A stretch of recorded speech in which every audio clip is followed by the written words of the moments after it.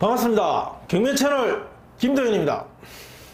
자, 이번 시간은 법원 경매의 종류에 대해서 수업하도록 하겠습니다. 경매 뭐 다 똑같은 거 아니냐 이런 질문 많이 하십니다. 약간 차이가 있습니다. 물론 낙찰 받는 사람한테 큰 차이는 없습니다. 법원으로부터 사면 소유권 바뀌는 것이고 명도해야 될 것이 있으면 하면 되고, 그러나 그 종류의 차이는 있다는 거죠.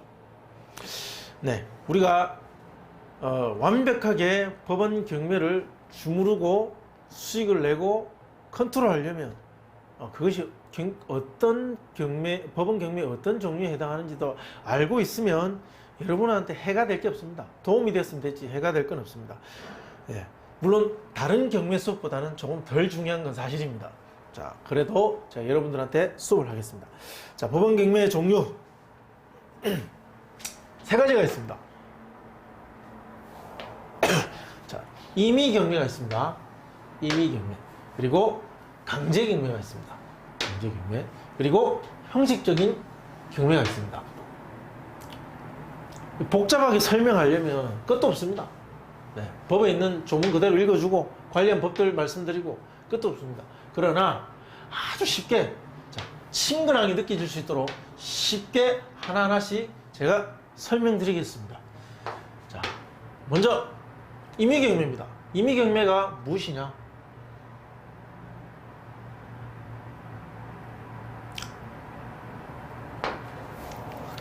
자, 채권자가 있습니다. 채권자는 뭡니까? 돈을 빌려주는 사람입니다. 뭐 돈도 있고, 뭐 용역도 있고, 뭐 재화도 있고, 재화, 물건일 수도 있죠. 뭐 물건 납품, 뭐 여러 가지가 있을 수 있습니다. 일단 이해하기 쉽도록 돈으로 하겠습니다. 돈. 자, 돈이 갑니다. 자, 돈이 채무자한테 갑니다. 가는데 이 사람이 대신에 담보를 줄게. 담보, 부동산. 뭐 인질, 우리 인질이라고 하죠. 옛날에 뭐 우리 중국에 우리 왕자들 인질로 많이 갔지 않습니까? 일종의 인질, 그렇게 이해하시면 쉽습니다.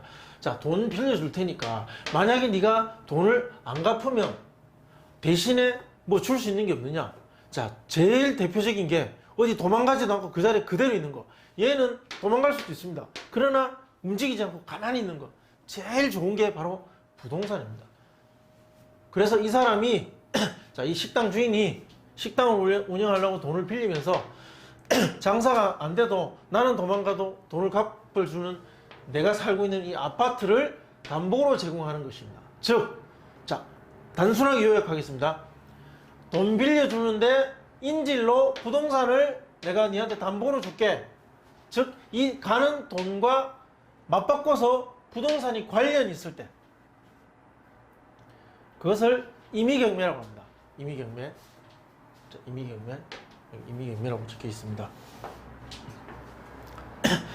임의경매 같은 경우에, 자, 문제가 생겼다 가정할게요. 자, 설명 다시 하겠습니다. 자, 돈이 갔는데 이 사람이 돈을 안 갚습니다. 안 갚으면 어떻게 합니까? 이 담보가 있죠? 아이고, 죄송합니다. 여기 담보가 있습니다. 이 사람이 여기 등기부 등본에다가 돈을 얼마 빌려줬다라고 명확하게 기재를 딱 해놓습니다. 이 부동산 어디 도망 안 갑니다. 그대로 있습니다. 자, 돈은 갔는데 이 돈이 다시 안 갔습니다. 그러면 이 채권자는 어떻게 합니까? 법원에 사정을 합니다. 여기다가 사정을 합니다. 이 사람이 채권자가 돈을 빌렸는데 갚지 않는다. 대신에 내가 이 부동산을 담보로 잡고 있다. 그렇게 하면 법원은 어떻습니까? 진짜로 그렇게 했느냐? 간단합니다. 등기부 등본 보기만 하면 됩니다. 이 등기부 등본을 관리하고 기재하고 하는 곳이 어디입니까? 그 등기부 등본을 관할하고 담당하는 곳이 이 법원입니다. 등기소는 법원 관할입니다. 이 법원. 즉, 자신들이 보장하는 서류에 돈이 갖고 담보를 제공했다라는 것을 기재해놨습니다. 그래서 돈 갚지 않는다라고 말하면 법원은 등기부 등본만 보면 됩니다.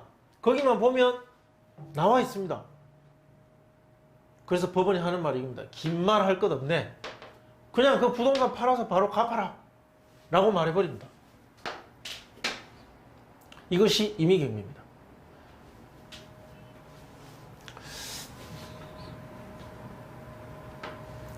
그러면 강제경매에 대해서 또 설명드리겠습니다. 강제경매는 또 무엇이냐? 자, 돈이 가는 건 똑같습니다. 똑같습니다. 자, 식당을 하기 위해서 돈을 빌립니다. 그래서 채권자는, 돈이 많은 채권자는 돈을 줍니다. 이렇게 돈을 주는데 담보가 없습니다. 인질이 없습니다. 그냥 믿고 빌려주는 겁니다. 자, 그럼 식당에서 돈을 갚아라.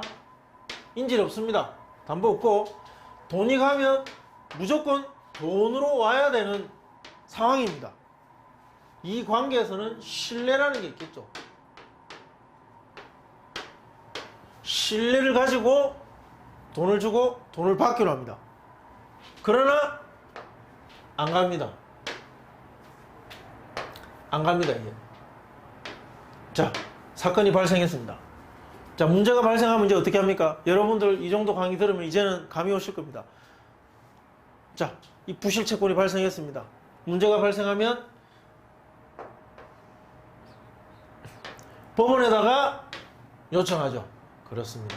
자, 돈 안 갚는다. 법원 나를 구제해줘라고 요청하면 법원은 어떻게 합니까? 그 사실을 내가 어떻게 알아? 너 둘이 돈을 주고받았는지, 언제 갚는다고 했는지 등기부 등본에라도 기재를 한다면 내가 알 수가 있는데, 법원도 사람입니다. 가만히 앉아서 이들 간 있었던 거래를 어떻게 알겠습니까? 뭐 텔레파시로 알겠습니까? 독심술이 있는 것도 아닙니다. 법원은 모릅니다. 이러한 거래가 있었음을 입증하는 뭐 소비대차 계약이나 뭐 계약서가 있겠죠. 금전 소비대차 계약 같은 그런 그들 간에 있었던 입증할 자료를 가지고 법원에다가 돈 안 갚으니까 갚으라고 판결해줘라고 소송을 합니다. 그래서 소송을 해서 판결문을 받아서 이 판결문을 가지고 이 사람의 가진 부동산을 팔아서 갚아주는 것. 그것이 강제경매입니다. 갚아야 될 돈 빨리 줘라. 이 줘라라고 하는 게 판결입니다. 돈 갚아라고 판결을 했는데 그래도 안 갚으면 돈 없으면 가진 부동산을 팔아서 준다. 이것이 강제경매입니다. 자, 요약하겠습니다. 경매 양대 산맥이죠. 가장 중요한 겁니다. 돈이 가는데 담보가 있다.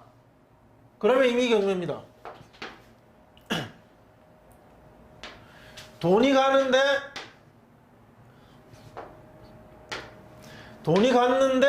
담보 없이 그냥 돈으로 주겠다는 신뢰, 약속만 있다. 그러면 강제경매입니다. 그래서 이 강제경매는 임의경매하고 달리 법원 경매라는 이 절차를 가기 전에 중간에 무슨 단계가 하나 있습니다. 그게 뭡니까? 바로 재판입니다. 왜 재판을 합니까? 부동산이 있으면 여기 뭐가 있습니까? 등기부가 있습니다. 등기부. 이 등기부에 뭐 이러이러해서 얼마를 빌려주고 이걸 기재를 하면 법원이 알죠? 아니까 바로 경매를 신청할 수 있지만 모르니까 돈을 주고 받기로 한 게 사실인지 아닌지 너희들 둘 다 와서 내 앞에서 확인시켜줘. 그게 바로 재판입니다. 재판에서 부동산을 경매에 넣는다는 거죠. 자, 그리고 세 번째 형식적 경매가 있습니다. 가끔 볼 수 있는데, 자, 이건 이렇습니다. 어떤 큰 공장이 있었습니다. 어떤 할아버지가 평생 이 공장을 운영했습니다.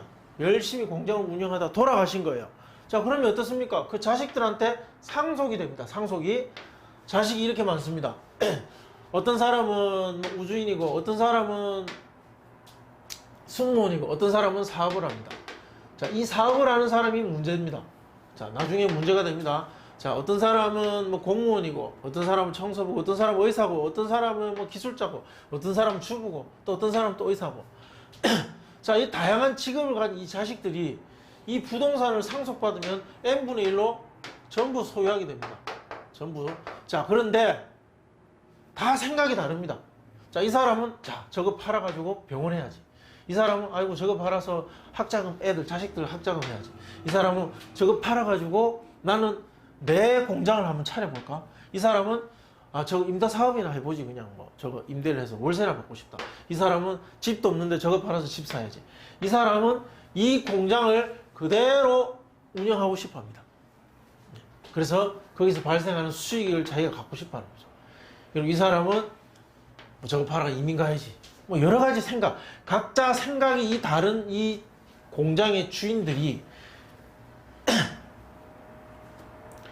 발생한 겁니다. 상속으로. 그러면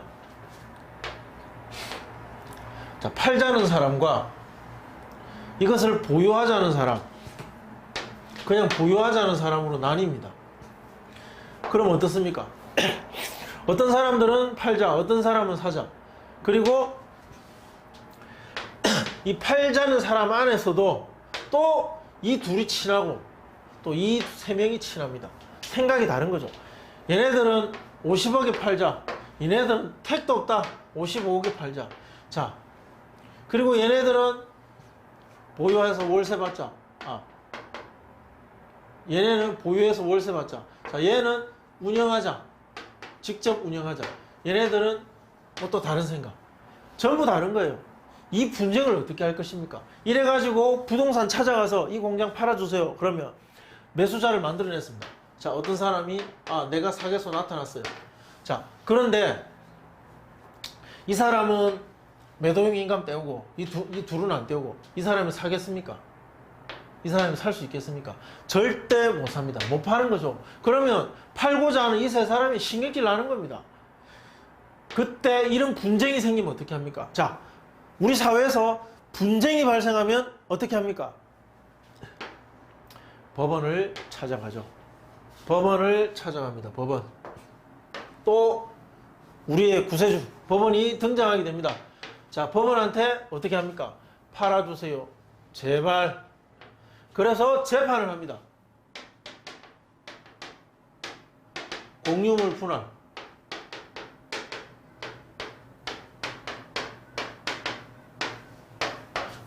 자, 이 공유 재산을 팔아달라고 법원에 신청을 하면 법원은 경매로 팔아서 돈은 지분만큼 나눠 가져가라. 제발 싸우지 마라 좀. 이런 분쟁을 법원은 싫어합니다. 정말 싫어합니다. 법원은 분쟁을 없애고 조정하고 최대한 평화롭고 안정된 사회를 만드는 게 법원이 할 일입니다. 그래서 이 형제 간의 싸움을 못하게 합니다. 못하게 하려면 어떻게 합니까? 팔아가지고 돈으로 나눠 가져가는 거죠. 그런데 자, 아까 얘 있죠? 나는 팔기 싫다. 직접 운영하고 싶다. 나는 팔기 싫다. 월세 받고 싶다. 그럼 법원은 어떻게 판단할 수밖에 없습니까? 모든 사람의 생각을 다 들어주고 싶지만 다 들어줄 수는 없습니다.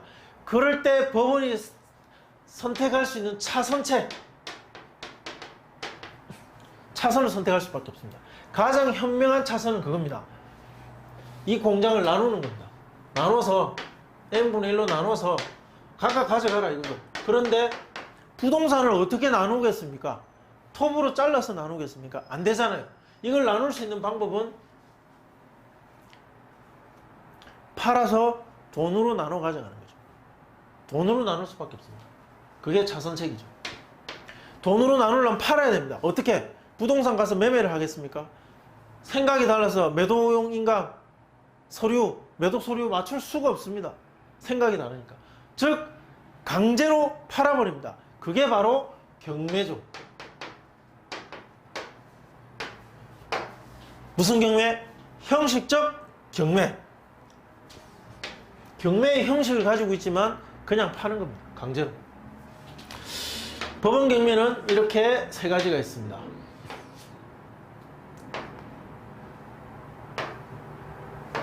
뭐 이야기 쉽게 제가 설명드렸나 모르겠습니다. 임의경매, 부동산을 인질로 잡는 것. 강제경매는 그냥 믿고 돈 주고 돈을 받으려 했는데 안 줘서 재판을 거쳐야만 되는 경매. 형식적 경매는 경매의 형식을 가지고 물건을 처분하는 것. 그럴 수밖에 없는 사정은 발생하고 법원은 분쟁을 조정하고 차선책이라도 선택해서 해결해야 되기 때문에 이렇게 할 수밖에 없는 것이죠. 낙찰자는 이 세 가지에 있어서 낙찰자는 약간의 영향을 받을 수 있습니다. 뭐 이제 소유권 분쟁 관련해서는 강제경매가 안전합니다. 뭐 어떤 그런 복잡한 것은 나중에 우리가 언급하기로 하고, 일단 낙찰자 입장에서는 중요한 건 그냥 법원으로부터 샀다는 거. 그렇습니다. 이렇게 구분해서 경매를 말할 수 있습니다. 자, 이렇게 알고 있으면 다음에 어려운 수업을 할 때, 이것은 임의경매니까 이렇다, 이건 강제경매라서 이렇다 라는 걸 설명할 때 여러분이 알아들으시려면 이 정도 개념은 이해하고 계셔야 된다는 것입니다. 자, 다음 시간에 또 다른 훌륭하고 흥미로운 법원경매 수업으로 여러분들을 찾아뵙겠습니다. 좋아요 클릭해 주시고 구독 신청 부탁드리겠습니다. 시청해 주셔서 감사합니다.